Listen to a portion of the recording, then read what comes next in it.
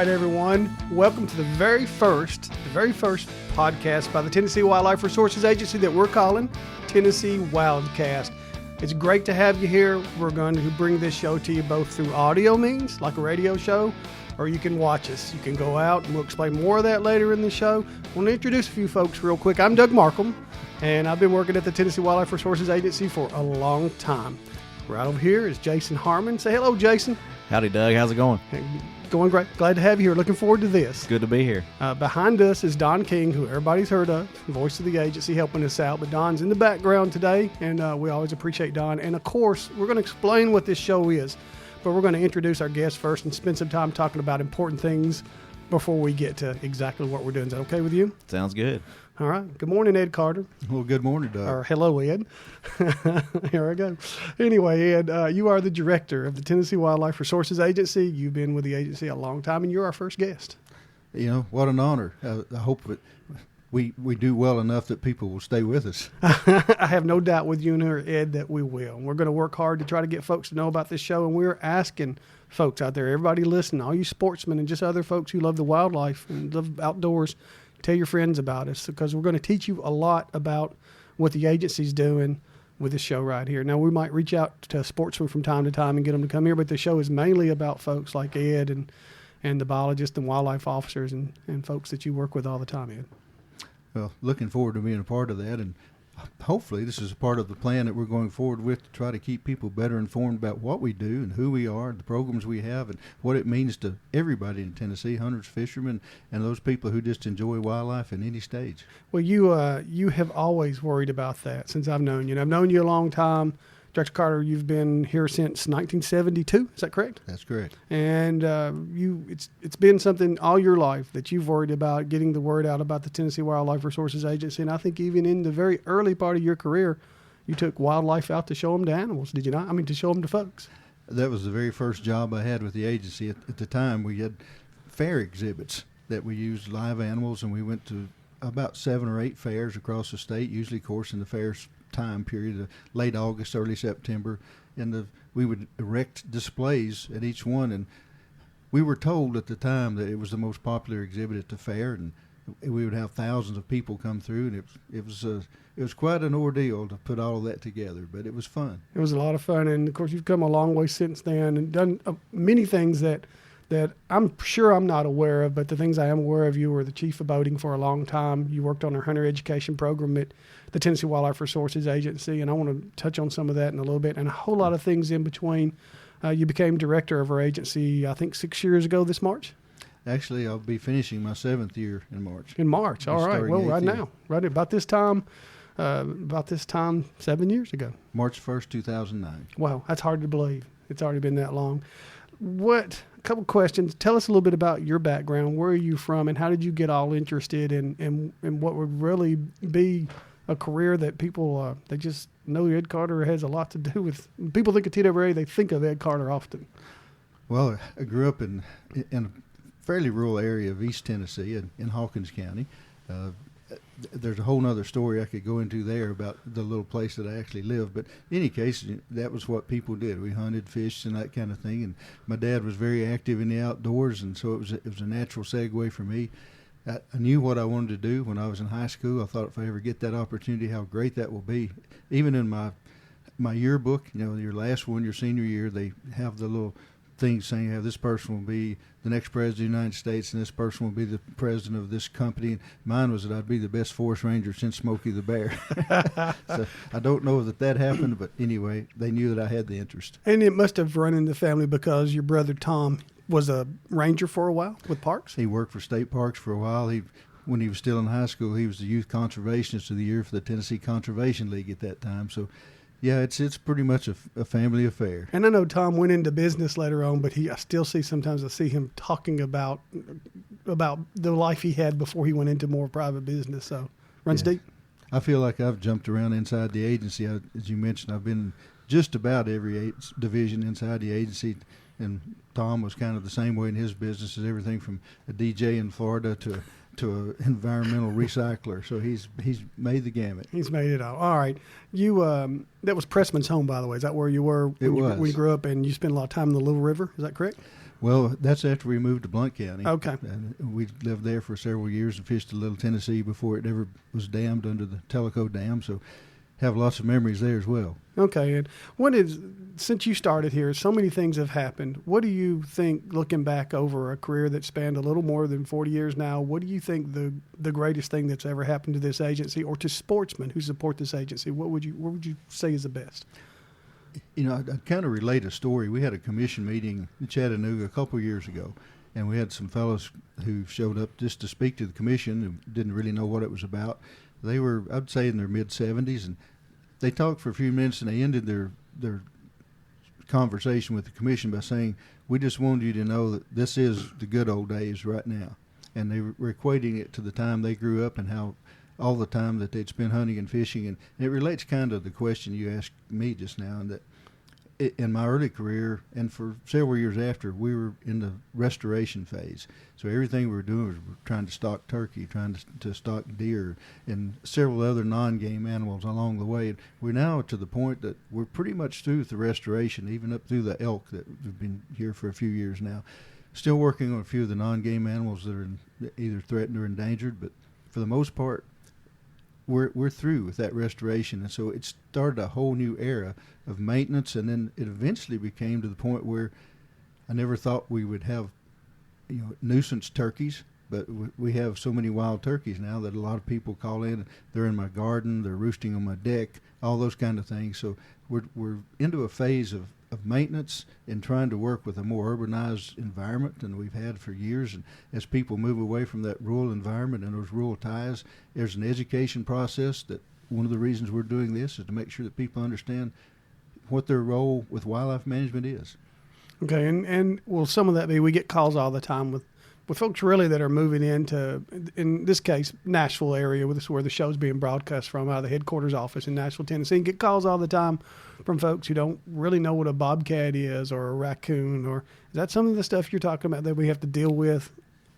Yeah, people who have not ever had that opportunity, and a really mean opportunity, to be involved with wildlife on a one-on-one basis. Sometimes it's actual fear.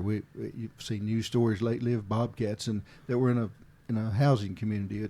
It's really nothing to fear, but there's a stigma there with any kind of cat. And as you well know, cougars have moved into Tennessee, and that's bringing on a whole nother story. So it's a little different. It is different for sure. Well, it has been a success. When you started, Director Carter, there were hardly deer were things that you do a double take to see, and turkeys were almost unheard of. So without a doubt, two of the top restoration stories in history here. I had never seen a deer in the wild until I came to work for the agency, and we were trapping deer at the time and moving them around. So on those management areas, which is where primarily we're pulling deer from, that was my first shot at seeing a deer.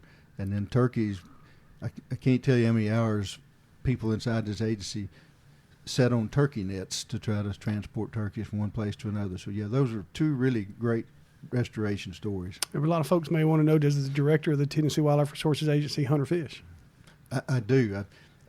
I tell people a lot of times it's one of my favorite passions, and I get to watch a lot of people do it, but I don't get to do as much of it as I would like to. Yeah, and boating. You are, and I've said this on other shows with you before, you're to me the foremost expert probably in the world with boating. Boating has been a passion for you all these years, and of course you boat too.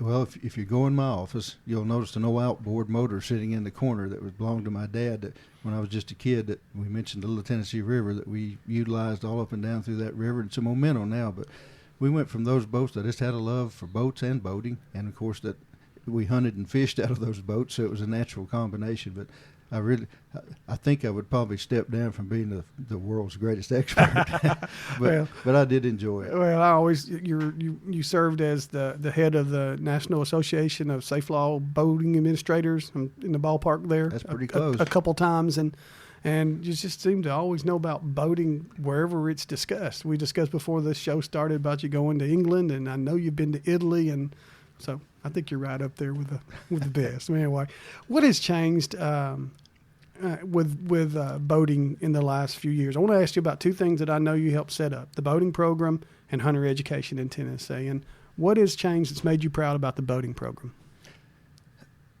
I guess trying to minimize the conflicts between all the different kinds of boating. Like I mentioned, when I first got into boating with Dad, a 10 horsepower motor was pretty good size motor. People had a 35. That was the top of the line. So now 200, 300 horse motors, all kinds of different personal watercraft, many different kinds of things that you can utilize, and to try to put all those on the same reservoir and make sure that it's safe, but also you want to leave that you enjoyed your day. So trying to minimize that and working through those things, and then the education side of boating to make people understand what laws are there for, and the navigation aids and on and on. So a few years ago, you and a few others helped start a mandatory education boating. You have to take not a course, but a test in Tennessee. It's a little different than hunter education. You think that'll help anyone born January 1st, 1989 or after have to pass this test? And in order to pass the test, they have to understand boating.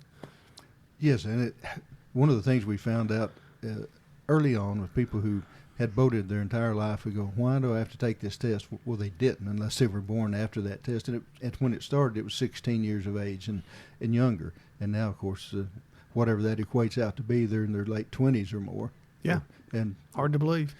So, yeah, it's made a difference. People would say, I've boated my entire life. I understand this. And then they would get into the things and go, I didn't know as much about that as I thought I did. That's good. It's a good course with some wonderful people that teach it too. You don't have to go to a mandatory class, but we urge that you do. And there's some boating officers here that teach it, and some of the other, I think the power squadrons out there, Director Carter and some of those folks, Coast Guard auxiliaries, they do a little teaching of this course. Both do that, yeah, and a few other folks, but those are the two primary volunteer organizations that do it. And you're right, you can go to a class, you can take it online. There's several different ways to fits in best with your schedule. It's hard to believe, talking about ages, that's 1989 for boating, but you also helped set up the hunter education program in Tennessee, and if my math is right really quick, you'd have to be something like 46 now. The age, 46 or under, I believe, is 1969. January 1st. So am I close with my math there? I was thinking it was 79, but I'd have to go back and look myself. Okay. Maybe it was 69. I can't remember. I'm old now. Well, as far as that goes, you set it up. What was the idea way back with hunter education? At that time, there were two major things that we wanted to get out of it. One, of course, was the safety side, and it was called hunter safety at that time. Now it's hunter education, but hunter safety was making sure that people understood firearms and how to use them safely. The other was the respect for the game and for private landowners where most of that hunting was taking place. Okay, and proud program for you? It is. In 1976, we were voted as best hunter safety program in North America. So we were proud of that, and the volunteer instructors that we have kept that going for all these different years, and I'm very proud of that program and the people that are in it. All right. If you had to do all this over again, if you had a career path to take over again, would you do the same thing? I've told people that many times. As if I could start over tomorrow, I would, because I enjoyed it so much this first go around. Second time, I think I'd really enjoy it. Yeah, well, everybody knows who you are, and you've done a great job. And you followed, and you took over some. The shoes you filled were huge. Director Gary Myers was here for 25 years or so, and you replaced him, and I think it's been pretty seamless. Maybe not in your world, but in ours, it seems like it hasn't been a problem for you. Well, I've told several people you don't replace Gary Myers, you just take his position that he left, and that's so true. He was internationally known, did wonderful things for the state of Tennessee and the nation as well. Yeah, and he was for sure. And now one thing you're doing, because we want to communicate more, and Jason and I are going to talk about some things we're doing, and you're welcome to chime in, of course, anytime. But one thing you're doing is you are now Twittering. We have got the director of the agency Twittering some, and we want you to follow him, and his handle is at TWRA Director. So any comments on that? Just that it's hard for me to say hello in less than 20 or 25 letters. So keeping it to a Twitter link is difficult for me, but yeah, I really want to do that more often. Yeah, well, you're doing a great job with it. It's TWRA Director, at TWRA Director, and we also have at TN Wildlife that we'll talk about. Jason and I will in a few minutes. Anything else you want to say to sportsmen? We're going to have you back next week. We're trying to develop this show and how long we're going to make it run and all the different stuff. And it'll change over time, evolve over time. But anything you want to add before you come back next week? I would just probably be really remiss if I didn't really thank the people of Tennessee who have funded these programs forever. We don't get the general funding, so those people that buy hunting and fishing licenses, that's who we owe the success to these programs, along with a lot of professionals inside the agency that have utilized those funds to make things happen. And, well, last question on that, and then Jason and I'll talk here for a second. But what are we like other states? Are we the one state that fishermen, hunters, and fishermen, sportsmen fund just about everything we do? Are other states like that too? It's still a combination of our border states. 5 of the border states receive pretty hefty sums from their general fund to augment their licenses, but it's still a combination across the nation. Okay. All right. Hang in there with us. You're welcome to discuss this with us too. We just want to talk about some ways, other avenues, and that folks can join us and explain more about this show. But stay right here, and we're going to have you back next week, right? I hope so. I'm just going to sit here and bask in the glory of being the first person. All right. Well, we like having you the first person. I couldn't think of anybody better to have us first. Jason, this is the show we've been talking about for several weeks, thanks to you and Don King sitting here behind me. Here we are, up and running. I'm looking forward to it, Doug. It's going to be great to get this out there and communicate with the public and let them know what's going on. Well, you're the technical guy. Tell them kind of what you have and how they're going to be able to find us. Well, TWRA.tv is where you can watch it.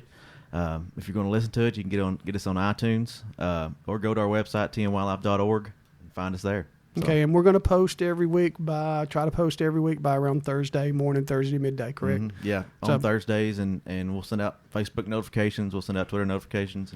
And all the way, if you have trouble remembering all the different things like the director's handle or our handle or how to find, just go to the website, tnwildlife.org, and scroll down, and you'll find social media, and you'll find featured links. And all that stuff's going to help, right? Exactly. And we're trying to make our website look a little bit better and make it easier to navigate, too, so that should make it easier to find what's going on. All right. I want to talk about our Facebooks. We have Facebooks that are in every region, and we have 4 regions in Tennessee. And we want folks to come in there and look at it. We also have, we call the headquarters either headquarters or sometimes Region 5, but we have them across the state. They're really good. They're full of information. We're trying to make them better. And again, if you go just to the website, the tnwildlife.org, you can scroll down and click on them and then bookmark them, and it's not a problem, but they're easy to find. Right. All our regions are doing a great job getting some information out there as what's going on in different parts of the state, and we try to duplicate that and get that's that what's fun about out. it. Yeah, East Tennessee is so much different than Middle Tennessee and West Tennessee with all the stream, the mountainous areas over there, and versus the rolling hills of Middle Tennessee and the things, the wildlife that come with them. And West Tennessee is different than all of them with its lowlands and even swampy areas with big swamp rabbits and stuff over there. What about Tagboard? What is that? Well, it's a way to share your photos and stuff from different platforms of social media. If you hashtag a certain phrase, and when we have TN Wildlife as a hashtag, if you hashtag TN Wildlife in Facebook and Twitter and Instagram, and some of the other social media sites, that'll go to our tag board. And eventually we're going to have that out on our website where people can share their photos with us and with everybody else in the state of Tennessee.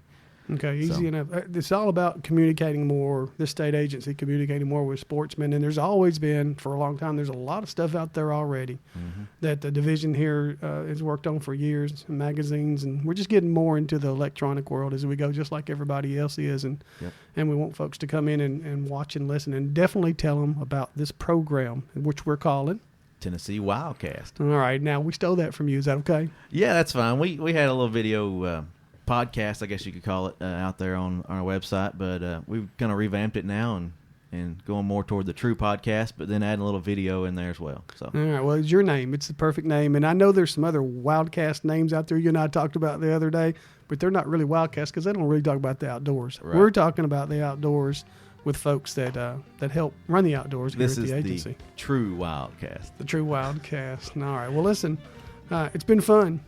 And Director Carter's going to be back next week. We're going to talk about several more issues with the director, and including maybe some money. Looking forward to it. I bet you are. I'm looking forward to seeing some pictures of Director Carter, on tag board. Maybe hashtag a few shots in fishing or hunting or something like that. He's got some good ones out there. I've seen some of his trips anyway. Maybe we'll get some from England when he goes over there too. All right, remember us, everybody. Come into tnwildlife.org, tnwildlife.org, and you'll find us, all right? And we want to talk to you every single week. Enjoy this Tennessee Wildcast. And we're always here, but we'll be back with a new show next week.